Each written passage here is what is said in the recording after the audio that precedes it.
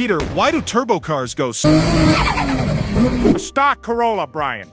That flutter happens when you let off the gas and boost has nowhere to go. The throttle valve slams shut, but the turbo's still pushing air, so it bounces back. So it's just air getting trapped? Exactly. That air reverses and chops through the spinning turbo blades. That's what makes the flutter. It's called compressor surge. So is flutter bad? Depends. Some guys love the sound, but it's not great for the turbo long term. That back pressure can slow the turbo down and put stress on the bearings. So a blow-off valve prevents that? Exactly. If you're running boost, a good valve saves your setup and keeps things smooth between shifts. Got it. Thought it was just for the sound. Most people do. If you want to talk about, buy, sell, or modify your car, join the Discord in my bio.